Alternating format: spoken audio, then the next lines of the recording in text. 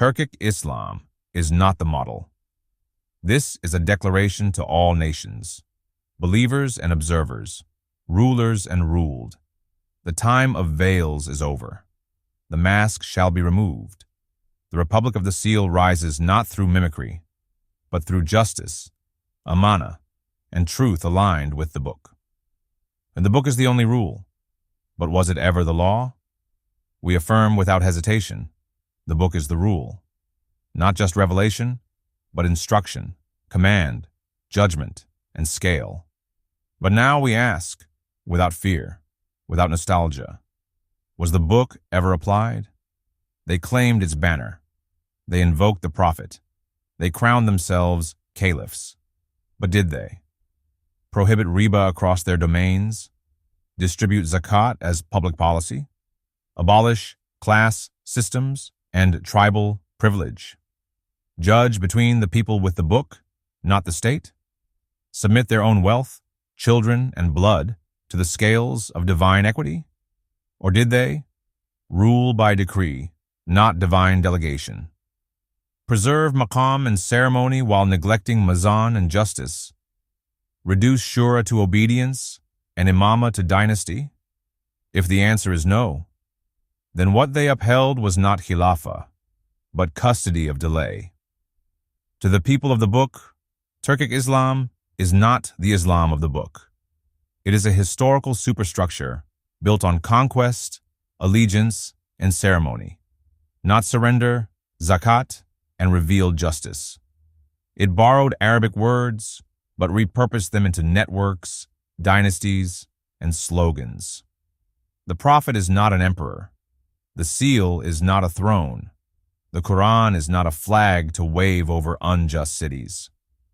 To the Americans and Western thinkers, you were sold a moderate Islam, one that wears suits, speaks democracy, and avoids friction with your global order. That version is Ikhwani Turkic Islam, trained in hierarchy, loyal to structure, incapable of justice. It never spoke the tongue of the book.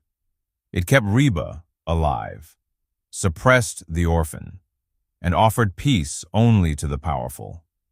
You admired it because it was familiar, but you did not know it was colonial Islam in disguise. To the brothers of the network, Ikhwan and their kind, we see your codes, we read your pledges, we hear the echo of Ottoman shadows in your chants. You built a version of Islam as a political party, competing for votes, marketing your claims. You mobilized youth. But put yourselves between their hearts and their creator. You sought power in this world. To prove Muhammad was better than Jesus, better than Moses, better than Abraham. Vanity. You turned Islam into a competition, and ruling into a real estate game. You forgot the weight of the amana. You are not the inheritors of the seal. You are the custodians of its delay. Let it be known, the Republic of the Seal will not bow to the politics of your brotherhoods, to your clubs among other clubs, nor to your interpretations of baya or your councils. It does not emerge from elections, slogans, or secrets. It rises by truth, by necessity.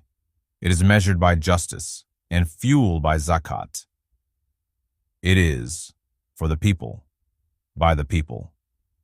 To the custodians of the Holy Lands, you adopted the Turkic formula: security without freedom, ritual without substance, obedience without accountability.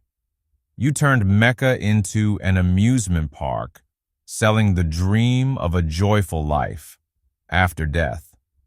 But the seal is now open, and with it comes the unveiling of Mecca's purpose. Not a crown for kings, but a center for truth, and a United Nations institution by construct. To the world, you are witnessing a Quran lived, not recited. A city built, not by empire, but by zakat, partnership, and a free economy. A leadership that asks for nothing but to be held accountable. A seal that displaces all false models, not by force, but by consequence. Finally, the Republic of the Seal is not an option. It is the verdict. It is the only Islam aligned with the book. And to those still wearing the Turkic and Islamist veil, the wind is rising. Your banner will fall. The seal has spoken.